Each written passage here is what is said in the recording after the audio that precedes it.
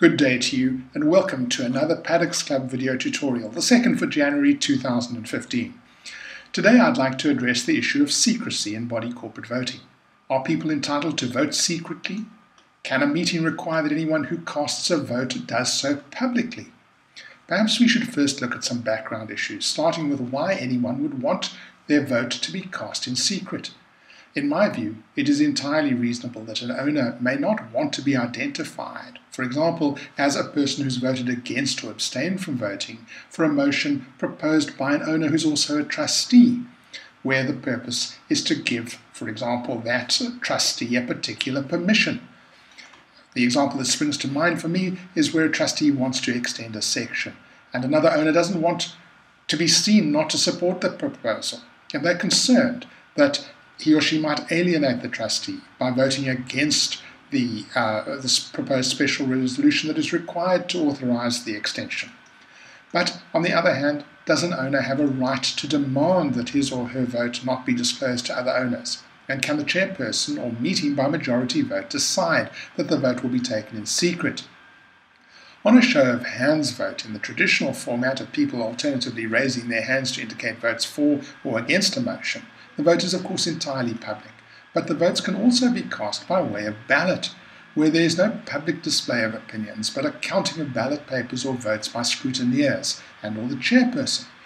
If the vote is for an ordinary resolution and is by way of a show of hands, one can't only count the numbers of votes for or against, unless all owners in the scheme own the same number of sections, because in this type of voting you have one vote per section owned.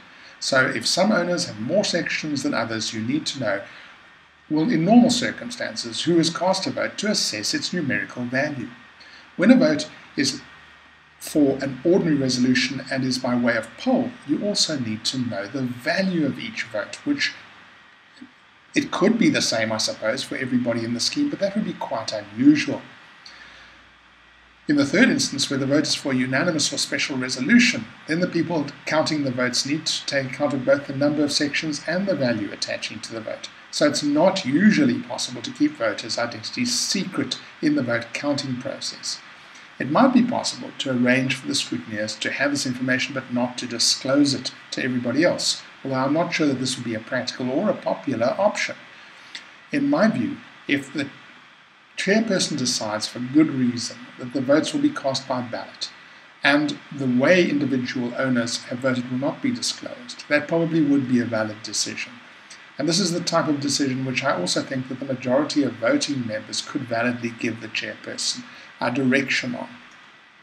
Anne made an interesting suggestion in the discussion forum, not exactly on this topic, but on something very similar. She mentioned that in her scheme ballot papers are prepared with the relevant number of sections and the voting values disclosed in such a way that the owner can actually detach their name from the ballot paper, and in the situation where they want to remain anonymous. Well, as long as the total number of ballot papers are closely controlled and the final numbers are reconciled, this doesn't seem to be anything wrong with this. It does seem to be a viable option where secrecy in voting is considered sensible.